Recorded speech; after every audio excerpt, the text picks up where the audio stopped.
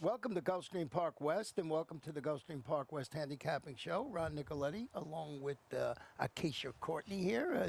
She got a case of the giggles before we came on the air, and it's not my fault this time for the first time ever. We got a fast main track, firm turf course, and we got the temporary rail set at 25 feet today. In your program, I think it says 15, but it'll be 25 feet throughout the afternoon. Fast main track, firm turf course.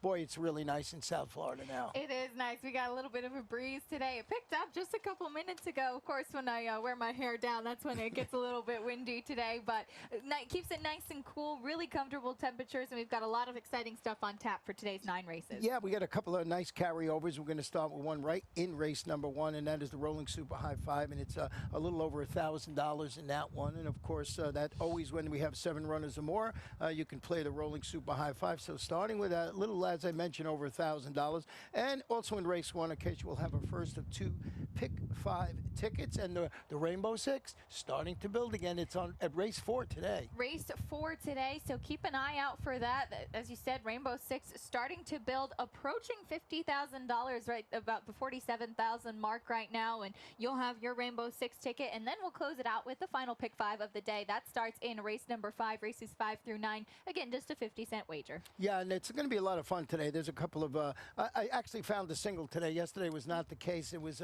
really a fun handicapping day, going back and forth between us two, and we seemed to do okay yesterday. Not as bad as it looked when we first started out. First race today, 7.5 furlongs on the turf. Maiden claimers, fillies and mares, 3 and up, $10,000. Scratch the outside horse, number 8, along the trail. So we'll be dealing with 7 in race number 1. And let's go to Acacia's pick 5 ticket. Well, I didn't find a single in my early pick 5 in here. I thought there were a couple races with potential singles, but I did go a little bit protectively. I used 2 here in this opening with the 1 Admiral's Bride and the 2 Motions First. The second race was a potential single for me. I really like 50s music in that spot. I think going to be the speed, but couldn't leave 3-Star Stone off after some really solid in the money finishes. 3 deep in the third race with some really nice runners, particularly one named Well Blessed for Christophe Clement, and Yes It's Factual for Mike Trombetta. And then 2 deep and 4 in the final leg, $48 for me. Well, race number 1, I started it off with a horse that you did not use on your ticket today, and that's Toro Femme, and I'll tell you why. This one's going to break mid-pack after breaking from post 10. This horse went up, pressed the pace that afternoon, weakened to finish 4th. It was her most recent outing at this level in distance. What I like is her ability to stalk the pace, and I think the pace is suspect in here. So this is a horse that I think is going to carve out a nice trip, sitting up there at a big price now at 11-1, very early in the wagering. So that's the way I saw it in there. I know that the 2 horse in there, I kept going back and forth. I didn't want to put this one on the ticket. I wanted to put this one on the ticket, and I decided to leave it off. Well, the reason I was a little bit more forgiving for Motions First was because if you go a couple starts back to her most recent turf race, that was against $20,000 maidens. Finished 5th that day. It was on the outside when she was trying to close. She flattened out a little bit, but again, it was against a bit tougher. That's actually her only turf start around 2 turns. Then she tried to run on the turf the next time. She found a sloppy track, was taken off of the turf, hopped and was bumped around at the start, completely put an X through that finish. Still managed to finish 5th in there too. I think it was a very weak field that day as well, and since once she hopped at the start there, she was pretty much done on that sloppy track. I'm willing to give her some forgiveness based off of that. I agree with you, the pace scenario is suspect in here. I think the number 7 Mimily is probably going to be the main speed, and I did think that the 6 Toro Femme was going to be pretty forwardly placed in here. Yeah, well, Mimily is hoping to save just a little more for that stretch run after opening and squandering that early 4-length lead when fading to finish a distant 5th. Jerry Bazo is the trainer. Jose Alvarez in the saddle. Here's a horse, if it gets out on the lead with the rail setting at 25 feet, good way to gauge what's going to happen to the rest of the afternoon. I think this one's going to be on the engine. I'm not quite sure. I'm pretty sure this one might not hold on, so I went pretty sure it might not hold on. So, and that's why I like the 6. That was my reasoning behind picking the 6. So you have a 3rd. It's not that it's a secret play or anything like that. Right. No, not doing anything completely out of the water. And I agree. Number 7 Mimily actually 0 for 17. so has shown speed in the past, but hasn't been able to hold on to it for our friend Jerry Bozzo. The number 1, Admiral's Bride, is dropping slightly from the 12.5 level after 3 starts there. Tried a couple starts at 7.5 furlongs and 1, going a mile and a 16th on the turf. The best start was the most recent one, going that 7.5 against that 12.5 maiden level. Finished 3rd, beaten only a length. It was a good turf that day, a little bit of give in it. So we'll see if she can bounce back. Been on the shelf since September 5th. So I think with that little bit of a drop in class based off of that last performance, she's one that might carve out a stalking trip as well. Yeah, the concern I had with this horse was the sparse work tab showing at the bottom of her past performances. And so I just thought that I'd watch a race. I'm going to use it on the ticket. So a little bit of disagreement here in the race. First race on the card, so we'll see how that works out. I went with the 6. Of course, Acacia made a good case for the number 2. Now, the second race this afternoon, this one is a 6 furlong sprint, maiden claiming 3-year-olds and up, 35,000 down to 25,000. No scratches or jockey changes in race number 2. And I'm in agreement with you here. There was 2 horses that you need to put on your ticket. I wouldn't have been able to single 50s music, even though I put that one on top because of the recent performances of that number 5, 3-Star Stone. Well, 3-Star Stone is just such a head scratcher. You know, I have a hard time with horses that just consistently finish in the money. We saw one yesterday, Grand Trauma, who had 6 races in the money, come back and win very impressively. So it's not totally unheard of for a horse that's stuck in second gear maybe to find that day. That being said, I still think that 3-Star Stone has a better shot in here of finishing second. The number 7, 50s Music, came off of about an 11-month layoff with a pretty solid 4th place finish after showing some early speed, going the 6.5 furlongs, stretched out a bit to the 7 furlongs. It was beaten half a length to finish 3rd behind 3-Star Stone last time. I think that is much better suited to this 6 furlong distance. I like a little bit of the cutback in here. With that speed, I think he's going to be the top one. Yeah, and I'm in agreement. That's why I went with the 50s Music on top. And 3-Star Stone, renews that rivalry with, 50s Music after dueling throughout, finishing a neck in front of him when they tangled at that 7 furlong distance last time out. Ron Gaffney, Luca Panici, but that's an elusive maiden win. 8 starts, no wins, 3 seconds, 4 thirds. Yesterday's race, I thought that horse was the best horse in the race. These 2 are completely even to me, and one likes to finish second more than the other, so that's why I went 7 and 5. Yes, I agree with you there. The number 1, Motherland, is a first-time starter for Gilberto Zerpa. Has to deal with the rail in his debut, which of course is not completely wanted in here to have that adventurous post, and debuting for this 35 maiden tag after some really nice works at Gulfstream Park West. I have 2 stakes winner rallying cry as well. Well, the number 3, Ave Caesar, is turning back to 6 furlongs, hoping to reap the spoils of the 2 horses we were talking about. 50s Music and 3-Star Stone get hooked up and doing battle, and this one maybe closes, get it. Jonathan Gonzalez in the saddle. So we're basically in agreement here. We've got our 3rd and 4th horses flip-flop. Race number 2 is where the first of 2 pick 4s on the afternoon start. Now, race number 3, as you mentioned at the top of the show when you're talking about your ticket, a really nice race in here. This one's 7.5 furlongs on the turf, maiden claiming fillies and mares, 3-year-olds and up, to $35,000. Scratch the number 5 in here, Mercurial Miss in this race, and Well Blessed, a pretty nice horse. A very nice horse in here. I did actually go with the number 3. Yes, it's factual for Mike Trombetta on top, but Well Blessed, you can definitely give a little bit of a pass. This is one, talk about being stuck in the money, had 3 in the money finishes, 2 of which across town earlier in the championship meet in April and May at the start of this year, finishing in the money at Gulfstream Park, then took a break about 4 months off from June to October, came back at Belmont last time. We're going to go back and show that race. This was on October 20th and was, I think, making a very good move. It was the number 10 that day.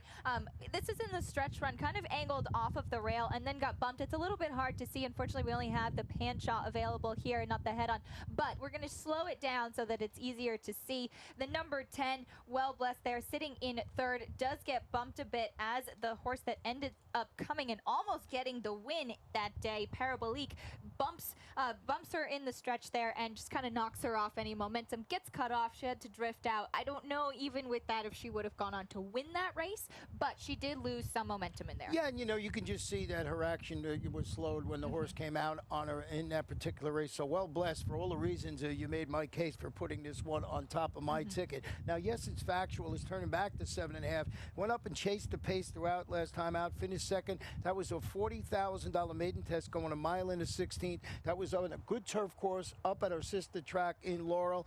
Mike Trombetta, Paco Lopez handling that turn back in distance today. Well, I looked between these two horses for a while, and it's very tempting to put Well Blessed on top, but I did go with this one just based off of those last two performances. Had some solid runs in special weight company as well. Dropped down to maiden 75 claimers running up at Belmont. That was going a mile on the turf too back at the end of September. Finished very well that day, beaten just by 3/4 of a length to be third. Came back at the maiden 40 level last time with that mile and a 16th at Laurel, as Ronnie mentioned, and was beaten a length and a quarter. Little bit of a cutback in distance here to go this 7.5. This one nicely bred, $150,000 daughter of Yes It's True. The dam was a stakes winner and multiple graded stakes place. It's the half sister to multiple graded stakes winner Big John B. So lots to like about this filly here. It looks like just that little bit extra drop and the little cutback in distance. Plus, been working very nicely right here since coming to Gulfstream Park as well. Yeah, the horse we both used on the ticket was the number 6, Leroy's Mommy. Talking about nice breeding. This one from the Jane Sabelli barn. I think this horse can run very well in the spot. We both are in agreement, except for our top two. We got a flip-flop. Yeah, Leroy's Mommy also cutting back in distance. Had to deal with the rail last time out. I think drawn better today. And then number 4, Princess Aquila, again dropping down in distance. Does have some nice runs at this 7.5 mile distance. Looks like this is where she fits. Yeah, and if you look at her last two races, going a mile and a 16th up at Laurel, she showed that mid-race speed, right, for lack of a better way of explaining it, and backed up at a mile and a 16th. I think she's part of the pace scenario in here at this shorter distance. You mentioned she's run well, so a really nice third race today. With that said, we're going to take a short break. When we come back, I have my Rainbow 6 ticket because it starts in race number 4 this afternoon.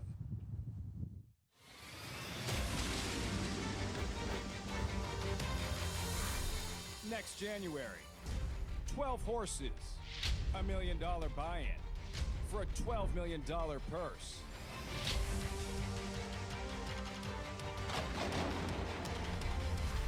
It is the world's richest race.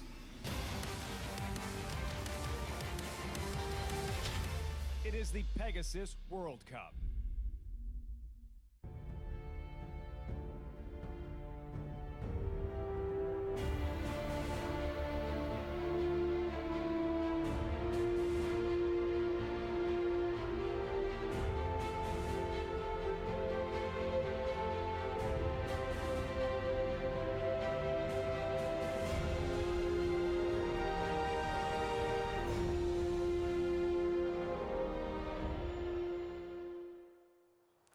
Welcome back to the Gulfstream Park West Handicapping Show. Ron Nicoletti along with ACACIA Courtney. And as we mentioned, the Rainbow 6 does start in race number 4 today. And race number 4 is a 6-furlong sprint. Maiden claim is fillies and mares, 3-year-olds and up. They run for $10,000.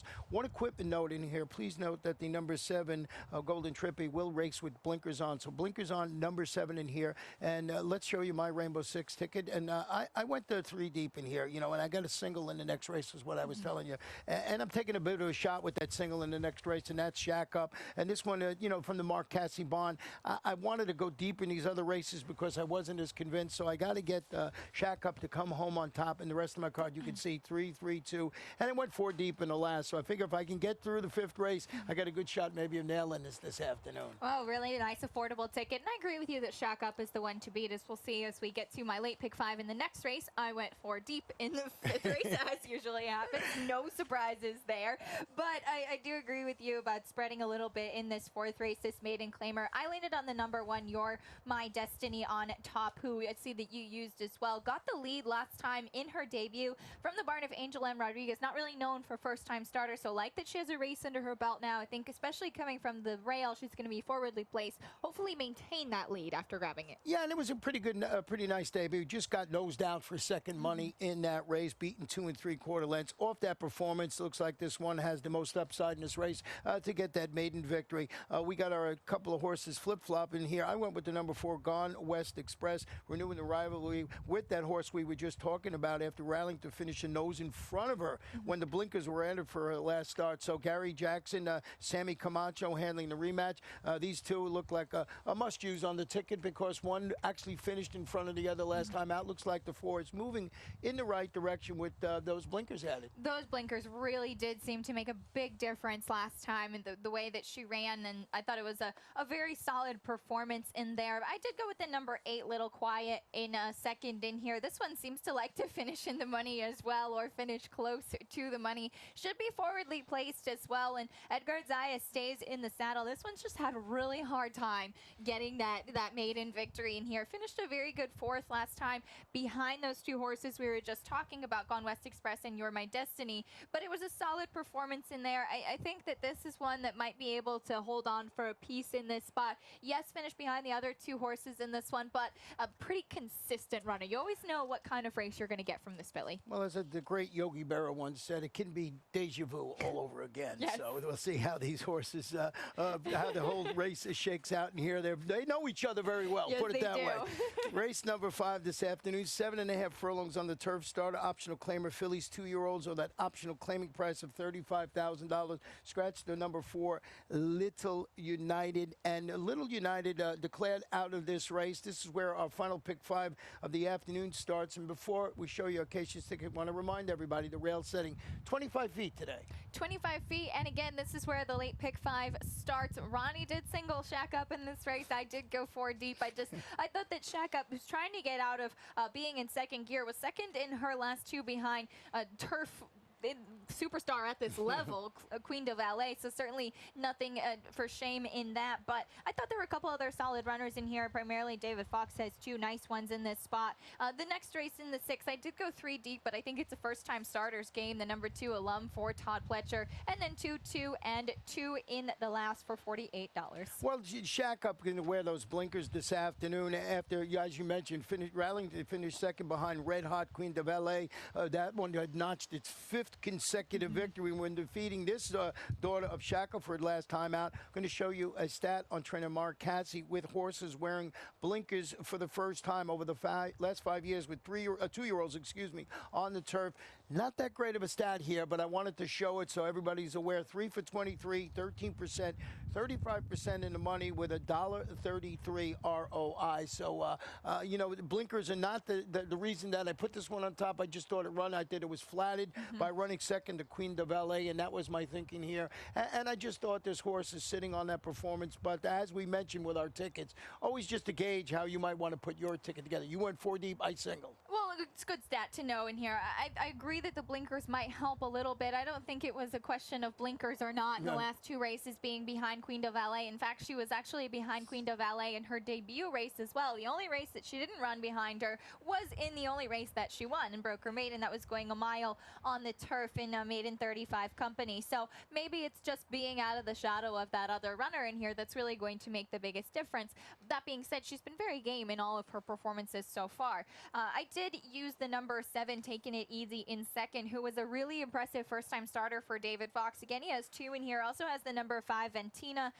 This one, Taking It Easy, got a 57 buyer for her debut, won by 5.5 lengths. If you watch that race, she stalked the pace. She set such a perfect trip. She moved away so easily. It was a really, really nice performance in how she kept going in the stretch. She's been working nicely since then. That was on September 29th, so coming in a little bit fresh off of that big effort. I think there's lots of things to like about this filly. Yeah, but you know, I just off that maiden win, that's what made me like Shack Up a little bit more in here. I mean, I had to put it on a ticket. You see it up there in second, so I was impressed with that performance, but I just thought, well, you know, coming up to making that biggest jump you can make in racing, going from maidens to face winners for the first time. So, you know, I put it in second. The horse I used in third, you had in fourth, Deputy Dora. Hoping to find a little more for the stretch drive. She finished 3rd and 5th, respectively, behind who else? Queen de Valet and Shack Up in consecutive races at the distance. This is a classic horse that you, you know, sucks up and grabs a pair of the, a part of the trifecta or supervector. She's not one that you can leave off, and that is why I did go 4 deep in here, because I didn't want to leave Deputy Dora off. She finished a really good 3rd last time with the late run behind, as Ronnie mentioned, Queen de Valet. The start prior to that, her only real disappointing one, she had to steady. She didn't have the easiest of trip. I think there was an excuse there. I did throw on the 3 quickly to mention Athera for Antonio Sano, who won on the sloppy track last time, trying the turf for the first time. The Dam was a multiple stakes winner. Baryshnikov has not had many turf runners. In fact, only 1, but it's who else? Queen de Valet, who's had 5 wins on the turf. Also a have to. A really nice allowance winner named Pinball, who had 2 wins on the turf. So I thought a little bit of a breeding play at a price. And a good price. That's what I was just going to say. 12 to 1. That's the kind of horses you like to have in the Lace Pick 5 or the Rainbow 6 that knock out some of your rivals, as we would say here. Race number 6 this afternoon. 7 furlongs, maiden special weight, 2-year-olds. And we have 8 runners in the field with no scratches or jockey changes. Main track is fast. And how'd you see this race? Well, it landed on, as I mentioned earlier, a first-time starter in this spot, the number 2 alum for Todd Pletcher. This one, a 2-year-old by Bodie Meister, a $140,000 purchase out of PSU grad, who was a stakes winner and multiple graded stakes place, working steadily at Palm Beach Downs. Yeah, and I like those, the stamina-enhancing 4 and 5 furlong workouts, as you mentioned, up at Palm Beach Downs, leading jock Edgar Zayas in the saddle this afternoon. And as you mentioned when you were putting your ticket together, that this race looks like a first-time starter. But I had to put my old buddy in second here. I'm trying to get this horse to win, and that's Jim Alligister. This one is turning back to 7 furlongs in the main track, showing speed last time out, fading as the favorite. Picked it last time. It was disappointing. That was going 7.5 furlongs on the turf that afternoon. The trainer, Jaime Mejia, hopes the surface change, and I hope the surface change. Turning back, I love horses that show speed on the grass, going long, turning back to 7 furlongs on the main track. Always been one of my favorite angles, but this horse, I've trusted it too many times. I put it on the ticket, but I'm not positive it can get the job done. No, consistency is not the word that you would use for Gemologist. Certainly a beautifully bred one, and has that early speed. Very disappointing last time out as the favorite, beaten in more than 10 lengths in that race, and I left him off that today. I couldn't keep going back when I thought there were some other strong runners in here. I did use the number 4 Quality Asset, who's a first-time starter for John Service. And this one's a 2-year-old by Quality Road. Want to give a sire stat on Quality Road. I thought this was really impressive. In the past 5 years with 2-year-olds on the dirt, this one's 32 for 147. That's a 22% win average as a sire for 2-year-olds on the dirt. I thought that was a really good stat there. This horse has one work breaking from the gate, a nice solid 5 furlong one at Palmetto. It's been working nicely at Parks and Monmouth prior to that, and just a little bit of a breeding play here. Nick Juarez in the saddle. I got it on the ticket. I just didn't have it on the top part. The horse that I did use was the number 1 Golden Diamond. This one's going to cut back to 7 furlongs today. I want to go back and show you this horse's last performance. First, I'm going to show you the start when a Golden Diamond in this particular race comes out of the gate and stumbles and has to be rushed to the lead. So I just thought here, you'll see it on the side here, and you'll see this horse just stumbles out of the start. And when you're watching this, when you go to the pan part, this horse just rushes over to get the lead. Now we're going to switch, and we're going to go when this one is turning for home. And, and as this horse makes this huge move up to challenge for the lead that afternoon, you see it coming up to then flattens out. So I thought this horse was rushed in the beginning. I thought the horse might have moved too soon here, and then backs up and finishes backs up and finishes 3rd in that race. But I just thought that was a move there that might have cost him very early and in the middle of the race. So I threw that horse back on my ticket. Yeah, finished 4th actually, and faded a bit there in that race. But I agree with you. It was too early of a move. No fault of his own. I think gets a cleaner break today. Emisel Jaramillo stays in the saddle. Definitely one to take another look at. The number 5 Viva Leroy is cutting back in distance. I think has excuses for both of his starts so far. This one shipping in from Kentucky, debuted on the turf at Kentucky Downs for Mark Casse. Didn't really seem to like the turf that much. Switched over to the dirt, going a mile and a 16th at Keeneland last time. Came out at the start. It was just a complete line through that race. So now cut back in distance to the 7 furlongs, and hopefully, again, another one looking for a clean break. Another nice race is going to be race number 7, and this one is 1 mile on the turf. Maiden claiming 2-year-olds, $50,000 down to $40,000. But we do have some scratches in here of the number 4, the number 5, and the number 6 horse in here. I know we both had some interest in the number 6 horse in this race, but they're not going to compete today. So it makes Hat in the Ring, to me, look a lot better. Me too. I had this one at the top end of my ticket anyway. This horse for Lisa Lewis, who we've been talking about, been having a fine Gulfstream Park West meet with limited runners, been doing very well here. Dropping from maiden special weight to maiden claiming company for the first time. Added the blinkers last time.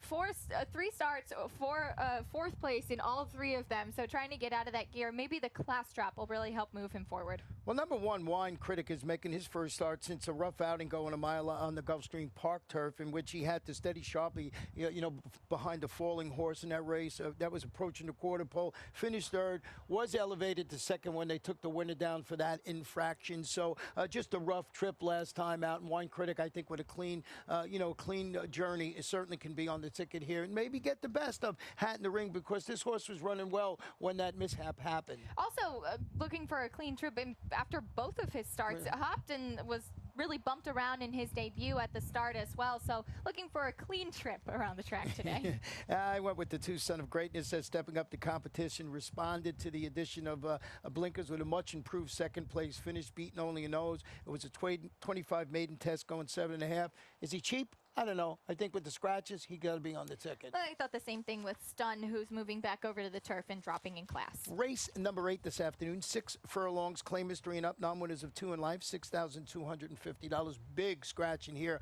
of the even money morning line favorite. That is Homer Matt. Also scratched the number 7, Eric's Talisman. So, and jockey change on number 8, make the rider Lionel Orea. So I went with the number 2, Divine Deacon. Let's start it off with yours, the number 9, Woodburn. Well, I really like Woodburn in this spot. I'm willing to forgive that most recent performance was against $25,000 claimers and off of about a 6-month layoff. I think might have come back just a little bit too high.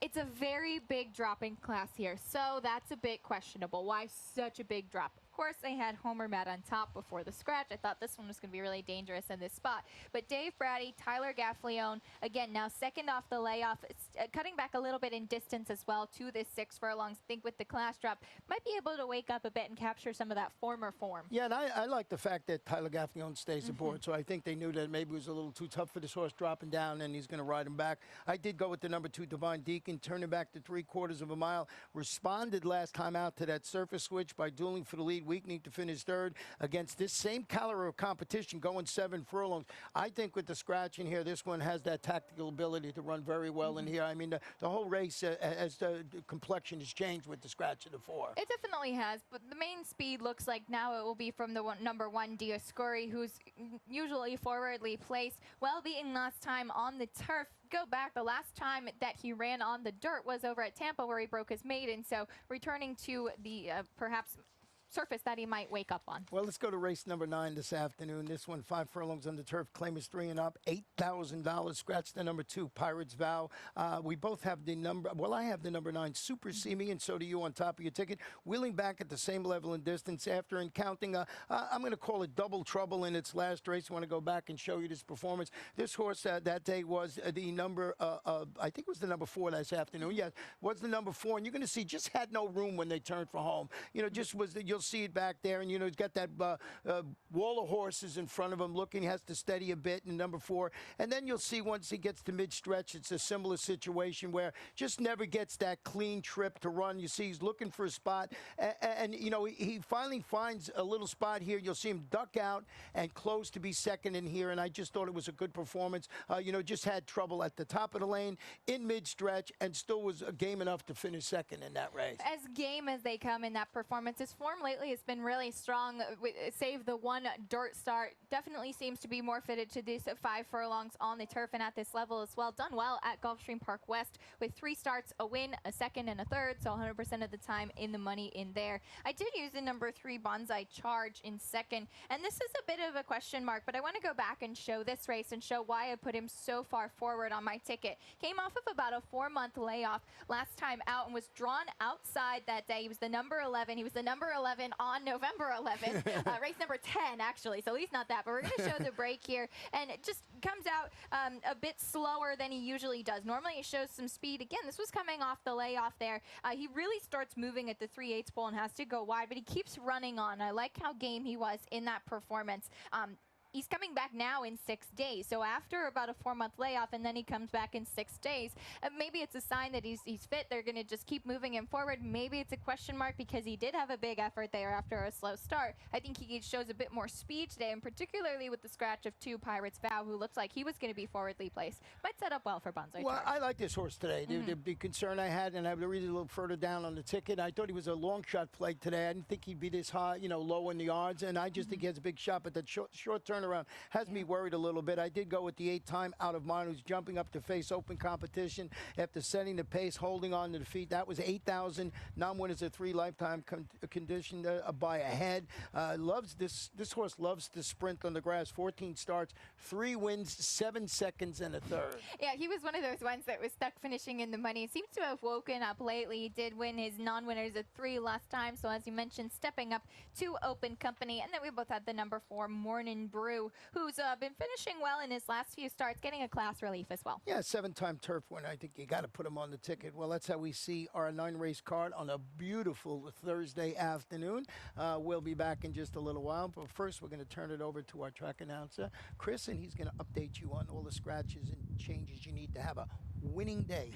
Good luck, everybody. We'll see you back here in just a bit. What do I love about horse racing?